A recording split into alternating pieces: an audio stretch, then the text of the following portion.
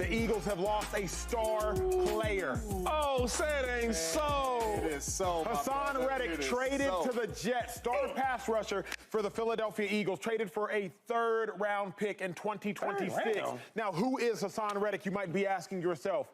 Only reigning Defensive Player of the Year, Myles Garrett, and Hassan Reddick have 4 consecutive seasons with 10-plus sacks. Who is Hassan Reddick? Hassan Reddick is tied for 5th in the National Football League in sacks over the last 5 years with 52, behind the likes of T.J. Watt, Defensive Player of the Year, Myles Garrett, Defensive Player of the Year, tied with Max Crosby, who everybody knows how good he is. Who is Hassan Reddick? Hassan Reddick is the individual that ensured the Eagles would go to the Super Bowl 2 years ago because he knocked Brock Purdy out of the game, tearing Brock Purdy's UCL on his throwing arm as Brock Purdy was attempting to hit a wide-open Debo Samuel. Hassan Reddick has been a consistent force on the Eagles' defense in the midst of inconsistency, both from play and from coordinators. That's who Hassan Reddick is. I want to weigh in with the Eagles' all-time rushing leader to my right. Honor, privilege to do the show with these two gentlemen. A lot of experience at this desk. 25 years of NFL experience, 3 Super Bowls up here. Shady, starting with you. How big a loss is Hassan Reddick? Do you like the trade? I don't like it. I hate it. I'm with you. Right? I heard the rumors, right? And I'm like, I hope this is not true. Hassan Reddick is a hell of a player, right? And the best thing about him is he's a leader. And he's one of them dogs. Every team needs a dog to be successful. He's one of our dogs, and he's leaving us. But this thing right here, why I'm so nervous about this trade, or not trade, but this trade. Okay, so we had a chance to inquire Huff. Yep, Bryce Huff. Bryce Huff from the Jets. And as long as I remember in football, your second contract should be the easiest contract you should get if you're a good player with your franchise. They see you every day, right? You're young, they draft you. So my thing is, okay, so we trade Hassan Reddick away, right, an older player, and we get a younger player. Seems kind of good, right? But I'm thinking about why would the Jets let a younger player go if he's really, really good? That don't really add up to me. I don't understand that. Didn't want to pay him, maybe. I don't know. But you saying that they didn't want to pay him, but then we're about to go pay Hassan Reddick. He gonna get paid. So you gonna take an older defensive player, is probably better, but he's still older. You're gonna pay him more money than a younger guy that you already had in the building. That scares me. That lets me know that I don't know if Huff is as good as we think he is. That's actually really good intel. I guess if I can translate that, it's the Jets had Bryce Huff undrafted. The Eagles have since acquired Bryce Huff. They signed him. But if the Jets had this defensive pass rusher in Bryce Huff, how good might Huff be if the Jets let him walk just to trade for Hassan Reddick? Hassan Reddick is an all-star. James, before I go to you, I want to make something clear for the viewers. Not all sacks are created equal. No doubt. What I mean by that is you can look at 2 individuals, and they both have 10 sacks, but then turn on the tape. See, there are effort sacks, and there are I beat you clean sacks. Shout out to effort sacks. Shout out to working hard and just grinding a guy and getting a sack. Shout out to that. But Hassan Reddick, he gets I beat you clean sacks. He gets 2-hand swipe sacks. He gets speed to power sacks. He gets long arm sacks. He gets in sacks. He gets out sacks. Hassan Reddick has a wide variety of pass rush moves. That's why he has 4 consecutive seasons with 10-plus sacks in 3 different organizations. Arizona Cardinals 4 years ago, Carolina Panthers 3 years ago, Eagles. Hassan Reddick gets it done, and the Eagles just lost him, James Jones. Before I answer this, can I ask y'all a question? Because both of you guys played for Philadelphia. When they had the most success of getting to the Super Bowl, the defense was dominant. And not just the defense was dominant, the D-line was dominant. Set the record. So, for me, you guys help me figure out what is the GM and the coach thinking? Because Hassan Reddick is one of those dudes that, yes, 10 sacks is different, but his 10 sacks is different because he on the scouting report, like you said. So we got to chip him. We got to make sure we're not necessarily doing that with Huff. So as the Eagles, if you guys can help me out, what are they thinking, knowing that this is how the football team was built when you guys went to the Super Bowl, and now it's not built like that? Well asked. And I was just wondering, maybe we want to get younger, right? Because I couldn't understand it. We're trading away a older player, so I get that part. Cool. But then when you trade in away and you're getting the other guy back, and Huff, you paid him all this money in free agency, my thing is, well, why? Why didn't the team that had him, that see him every day, let him walk? Let him walk. That to me, like, certain things like that is like alarming. It's like, why would they do it? And then why would we get him? So I got to wait to see it. I just know that when I watch Hassan Reddick play on the edge, he's a difference maker. No doubt. Right? Huff, I'm waiting to see. I've seen some games. I think he works extremely hard, right? He's one of them try-hard guys, right? And there's nothing wrong with that. Nothing wrong with that. I play against some really good try-hard guys. But if you're asking me, I want dogs that got talent, that try hard and they got talent. Yeah, because to Shady's point, when you think about what the Eagles got essentially as a swap, Bryce Huff, shout out to his 10 sacks last year, but 17 and a half sacks in 4 years. Hassan Reddick had 16 sacks 2 years ago. You see what I'm saying? In 1 year. And they see you every day. Why would they? In 1 year. So it's fascinating. I will say that the Eagles team that we knew is no longer the Eagles team that exists. No. Because remember, that year that the Eagles had all of those sacks, you had Hassan Reddick had 16. Fletcher Cox, he had his 7. Brandon Graham had a resurgence, had him 10 plus. This is a different Eagles team, a different Eagles defense. We will see what this Eagles defense But you know what this means to me, though, real quick? This shows me that now, Jalen Hurts, you got to earn that money now. Man, that's where I was going. You got to earn that money now. This screams to me that we are an offensive football team. Yeah. We just got Saquon Barkley. We got 2 really good premier receivers. We have a really good tight end. We're an offensive team now. That's what this screams to me. So you're right. Jalen Hurts go make your money. Nick Sirianni, if your offense does not deliver, and who'd you just bring in there? Kellen Moore?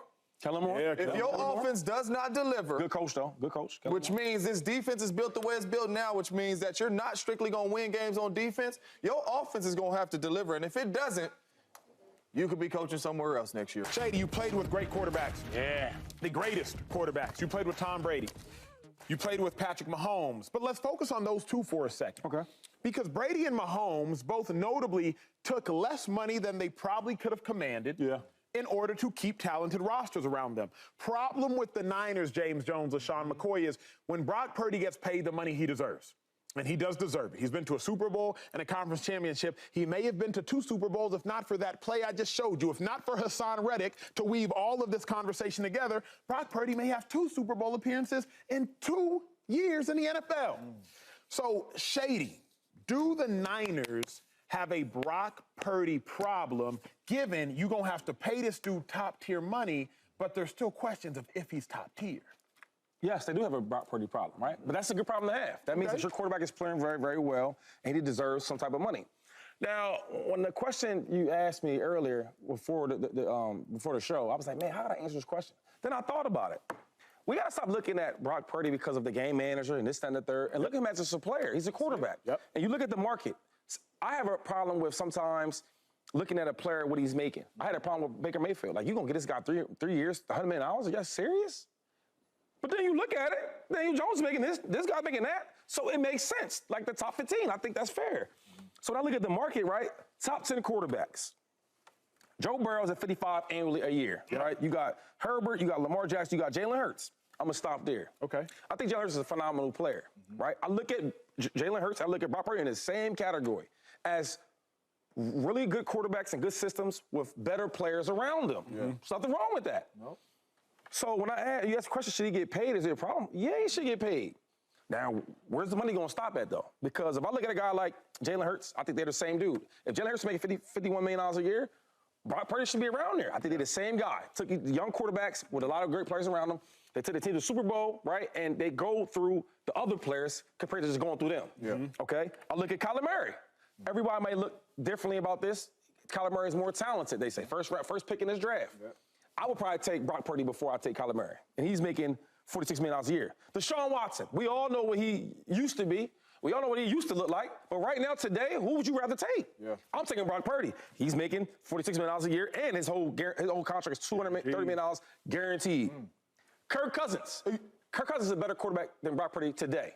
But he has an Achilles injury, and he is older. Brock's is still a young player. He's going to get better and better and better. I'm paying him that type of money. Patrick Mahomes, he's $45 million. We already know what that is. He's doing that for the team. And then the last one is Josh Allen, who we all know is way better than Brock Purdy. So if you're asking me where he should get paid and why should he get paid, look, Hurts got paid, Murray got paid, Deshaun Watson got paid, Kirk Cousins got paid. Yes, Brock Purdy should get his money. Simple as that. And Brock Purdy will get his money. And the answer to that question is yes. And let's just go back a little bit, right? Because in this year's draft, we're going to have quarterback, quarterback, That's quarterback. true. That's what they're saying, right? Yes. Because you're trying to find a franchise quarterback. You know what the Niners did a couple years ago? They traded everything to go up and get a quarterback that did not have success, and they ended up trading him. You have your guy now. So the Niners are truly, truly blessed to be in this situation because if my man is not sitting behind Trey Lance, the Niners is in big trouble right now. So Brock Purdy is a blessing to the San Francisco 49ers, and the young man has earned his money. He is going to go out here next year and play well again in Kyle Shanahan's system because he does have a lot of great players around him, and he's a really good quarterback. So this is a really good problem for the Niners to have. He is going to make top dollar. If Jalen Hurts got $250 million, he finna get $280 million, whatever it may be. He is going to be up there. I agree. But it's a really good problem to have. And what these teams are doing now is, yes, Brock Purdy's going to make this money, but you're still going to be able to keep some of these players around him. You might not be able to keep every one of them, but you're going to be able to put a good football team around him. Jalen Hurts has really good pieces around him, and he already has his money. You know what I'm saying? So you're going to still be able to put really good pieces but hold around on, him. it is changing, though. Right? I think next year that team will look way different. Even this year, the defense looks different. The Eagles. Oh, yeah. You talking about the quarters getting their money. When they get that money, no, things change a little bit. Yeah. The only thing I will say, what worked for the Eagles, and I will say it worked for the Niners, is we've overestimated the hemorrhaging that will happen to the Niners roster because the Niners draft well. Yeah. Don't let Trey Lance fool you. Fred Warner, third-round pick. Dre Greenlaw, fifth-round pick. George Kittle, fifth-round pick. Hufanga, fifth-round pick. Debo Samuel, second-round pick. You found your starting safety to Sean Gibson off the street. Go to your quarterback. He was off the street. Go to your quarterback. They drafted Brock Purdy, seventh-round pick. So it's not as though the Niners are first-round picks. Their stars are not all first-round picks. I just named you all pros, fifth-round pick, fifth-round pick, fifth-round pick, second-round pick, third-round pick. We've overblown the dilemma. Yes, they got to pay Ayuk. Yeah. They absolutely have to pay Ayuk. But after you pay Ayuk, what we found with the Niners is they know how to draft well. I think they'll be okay. And not only that, just in the position that they are right now, if you pay Purdy, you have a good football team. It's not like you're paying Purdy and you have no pieces. So, you still have a really good football team. So if you may not be able to pay one of these guys, you go in the draft or you go in free agency and you try to fill that spot. But it's not like you have to fill 5-6 spots if you pay Brock Purdy. You have a really good team. So I see that it's like some pushback or hesitation, I would say, with Brandon Ayuk getting his contract. So I was thinking, does some of this have to do with the future of Brock Purdy? Because he's going to get paid. Yeah. So, you got a top-paid wide receiver in Debo Samuel. Two of them. Yeah. But when I look at the Niners, when they play, they got some young dogs out there, though. Right? What's number 15? 15. Yeah. Juwan Jennings. He was the best one in the Super Bowl. Yo, and he blocks. Yeah. We all talking about this route running and all that. Kyle use that block to get dirty. So I just think that overall, when you start paying your quarterback, somebody ain't going to get paid. I don't know where Kittle's at on his contract, but hello. Yeah. Right? Yeah. So you start thinking about that. They don't defense. They like to pay them defensive players. That's what they love to do. I just think that if you pay the quarterback, you got to make sure that he's the guy because look at the Eagles. Our team, we just traded Hassan Reddick, bro. Yeah. We just traded him today. Yeah. So that lets you know that it's serious. When you start paying the quarterback, everybody around you have to do their job. You have to draft better. Yeah. You have to do better in free agency, right? Get a really, really good player for cheap. These are the things that you have to do because if you don't, every team can't be like the Chiefs. Yeah. And Shady's exactly right, because when you think about the Eagles, Jordan Davis, thus far, he's underwhelmed. Yep. Defensive tackle, but he's really a one-down defensive tackle because he can't really play on pass rush situations, second or third down if it's second and long. You think about Nakobe Dean at the linebacker position. Well, you were expecting to get more out of him. Yeah. He was wrestling with these injuries left and these injuries right. So when you think about the Eagles, they had to get impact players. Those first-round picks haven't necessarily made the impact that you needed them to make. And I'll give you one more point or a better example. The Chiefs. Right now, obviously, the Chiefs are a better team because what they have as coach and they have in the quarterback position. But Brett Veach is the GM there, and we're very tight. We've been tight since Philadelphia. And he says, man, the way that he tries to get his players is, because I was asking about certain players that I didn't think was that good. How did he make the team? I won't say any names, but a lot of them was in the wide receiver room. And he said, well, I can't go out there and just get the best guy on the market because our quarterback makes a lot of money, right? We got to pay Chris Jones eventually. Yeah. He's going to make a lot of money. Travis Kelce, even though he's not number 1 or number 2, but he's right up there. Yeah. So I can't pay guys like Ladarius Sneed when I really, really want to. Yeah. Who don't want to get rid of their all-pro corner? So he's saying I have to draft well. Because if we don't, we can't compete. Yeah. And that's why when you look at the wide receiver room for the Chiefs, They did have a lot of drops there, right? They had the most drops in football. But good talented players. they had some good talented players, and that was the key to win Super Bowls. If you're going to pay your quarterback at that big number, you got to have some good draft picks and some solid free agents. And for me, I always feel that the receiver position is really one of the easiest positions to fill. Oh, absolutely, you guys got an easy job. I mean, just catch the ball and run. Like, what? Catch the ball and What? run. Are you kidding me? I ain't saying all that, but what I'm saying is you have your Devontae Adams, you have your Tyreek Hills, you have your Keenan Allens, you have your Jordy Nelsons, your Greg Jennings. These are second, fourth, fifth round picks, you know, so even if you are, I love Brandon Ayuk, but if you do not bring back Brandon Ayuk and pay him the top dollar, you're going to be able to draft some of these young dudes that you can develop and be able to get some good football out of. So receiver position, I'm all for getting dudes in that second. You think they got to break up him and Debo? One of them going to be gone eventually. And that's can we before we go to break, can we answer that question? Yeah, I'll take Ayuk. See, I said the same thing. I want the more wide receiver type, right? Every down. But then when I went to the game, right, and I see the excitement that Debo brings, right? We never talk about momentum. We never talk about that. I think it's real. I think it's when they have them stall out moments where they can't get nothing going on offense, right? When Kyle can't have those special plays going on, and McCaffrey can't give you that, right? Which he normally does, but he can't. Fly sweeps and all. Bro, they go to Debo. Yep. And he'll get a reverse or a catch. He'll break 2 tackles. He gets everybody going. The question, though, Shady, is this. You're going to Debo to bail out your quarterback. Correct. Once you start paying this quarterback that money, you got to go through your quarterback. You find Brandon Ayuk. He going to be open, deliver the ball. You find Jennings. He's going to be, Kittle. Don't you think it's easier to find another Brandon Ayuk than another Debo Samuel? I agree. You can find good wide receivers, good route runners and all that. I do agree. Debo, and another thing. There's no Debos in the draft. We talking about offense. I'm looking at the defense too. Yeah. Not only does Debo get the offense hype, he get the defense hype. Did you see that run? I watched it. Went to the game. I was in the owner box. I was watching like, dang, Jared, like this is what y'all getting going on. And once I seen how Debo plays and the excitement on offense and defense, I said they can't get rid of him. Because when you look at Debo, you look at him as a gadget player, as a great athlete. You don't see really wide receiver. So like, why do they need him? Why do they pay him so much? That's why, bro. He's the heart and the backbone, I think, to that team. There's some Brandon Ayuks in the draft. Yeah. And in the league. There's no Debo Samuel. That's a great point, yeah. Is there a Debo Samuel in the league? I know we're doing this off the top of our head, so apology, we might omit somebody. Nah, I mean, is there I think they're like Debo, snack-sized Debos. Yeah. You know, like I think like Rondale Moore is supposed to be that. Yeah. You know what I mean? Like, you know what I mean? I think there's for the Packers. Yes. Right. Yes. Even Tyreek Hill though, for a moment before he came, Tyreek. he was that though. Tyreek. Now he's everything. Yeah. But Debo, I mean, the man line up at tailback, like in the I formation, though. Not no play stuff. He getting runs coming downhill. He getting fly sweep. He's running routes. There's can't find that, bro. You can't find that. No. Nah. Okay, let me ask you this one. And the mismatch. Yeah, they don't. Had they used this player I'm about to say correctly, would he have been Debo? Y'all don't yell at me. Cordell Patterson. No, that's not a bad one. No, that's not a bad one. The only thing is, he's not as good as the wide receiver as Debo is. But I like Cordell Patterson. He's a hell of an athlete, bro. From Tennessee. Yeah. He did all that with the Patriots. He did a lot of good things. Atlanta Falcons, the Patriots, he's really good. I remember playing against him when he was at the Vikings. He lined up at tailback.